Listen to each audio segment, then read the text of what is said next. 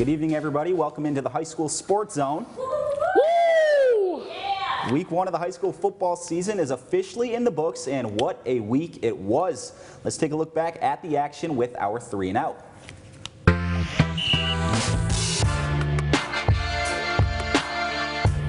We'll begin with our first down. Our game of the week was the Iron Mountain Mountaineers hosting the Negaunee Miners. No Marcus Johnson for Iron Mountain. No problem for the Mountaineers.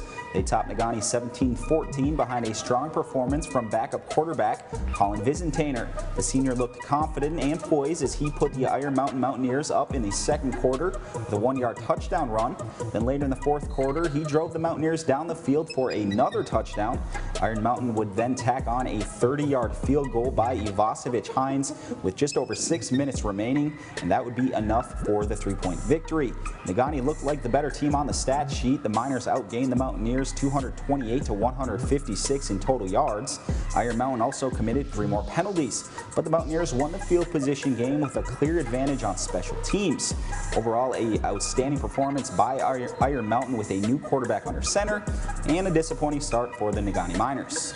Well, I guess I couldn't be more proud of the football team tonight. Home opener against a quality football team, the Negaunee Miners. Our kids made 1 more play than Negaunee tonight. We were fortunate enough for that. You talk about Colin Vizintainer, get thrown in the fire, making some clutch plays in that second half. They had one nice pass play to Dante Baznizi, sort of a scramble play, big play of the game. Caleb Ivasevich Hines and a punt return early in the game, and a couple nice runs in the second half. Bryce Peach Antonio found the end zone that one time. He's our workhorse in the backfield. You know, everyone takes a turn making a play. That's sort of how we want to do things. But again, hats off to the Iron Mountain Mountaineers tonight. Great win at home. Great win. I mean, there's always room for improvement. I missed some deep balls early in the game. That could have been easy points, but let's have to work on that more in practice. How do you think your teammates did today? I mean, can't say enough about them. They put everything on the line for me, for everyone, Mountaineers everywhere, and I do the same for them. Congratulations to the Mountaineers. They're going to look to make it a perfect 2-0 to start their season this Friday at home against Westwood. For our second down, let's talk about a couple coaching debuts for 2 teams in Marquette County. Eric Mason coached his first game as the head coach for the Marquette Redmen.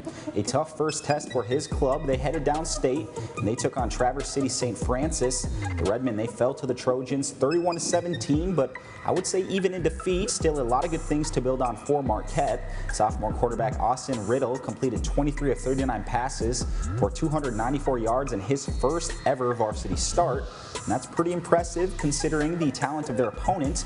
He's not going to see many teams better from a talent standpoint up here in the UP. That's also with the departure of the Redmen's best pass catchers from last year.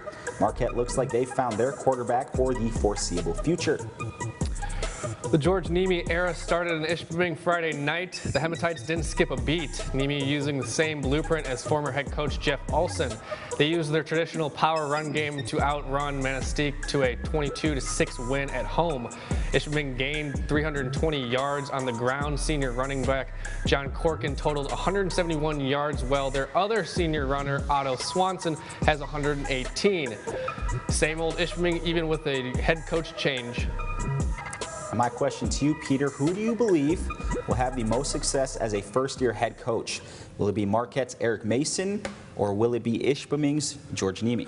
I believe the Redmen under Coach Mason are going to have a better year. They started off the season with some tough matchups like this Friday against TC Central. I also believe that going on this long road trip, it'll be good for the team to bond together. I also think that I have a feeling that many of the younger quarterbacks in the UP are going to have standout years, and in Marquette's case, sophomore Austin Riddle will step up for his team. All right, so you go with Marquette. I'm just going to say Ishpeming because you said it just a few seconds ago. George Niemi going to use that same blueprint where Ishpeming found success in so many of the previous seasons under Jeff Olson. Those kids have come up in the program. They know what to expect. It's going to be a power run game and a lot of good defense, and those kids are good at what they do. So I think in that conference that they play in, you know, they're going to beat each other up in that conference, but I do believe when push comes to shove and it gets down to those pressure moments, I think Ishpeming understands what it takes to win. So I'm going to go with Ishpeming.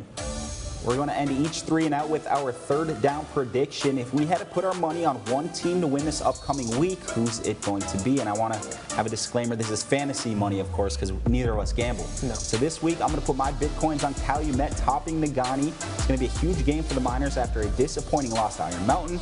This one is the closest thing to a must-win Week 2 game as you can get. Negaunee will not want to fall to 2-0 in the season in that conference, but I still think Calumet, with that defense and with the way this program has played these past couple of years, I think Calumet goes on the road and gets the win. So far this season, I am 1-0 on my predictions. Hopefully my luck continues into Week 2, but I'm going to bet my money on Gwyn beating up on Manistee Friday night. Gwyn's Taquan Starnes had a big game last week. I'll be touching on that a little later, but after watching him play, I have a feeling he is going to carry the Model Towners to a victory in Week 2. Now, obviously, Manistee has had some tough years in the past, and they just did not show up last week as they got stomped by Ishpeming 22-6. So if they continue to play like that, it's just going to be a lot of long nights for the Emeralds.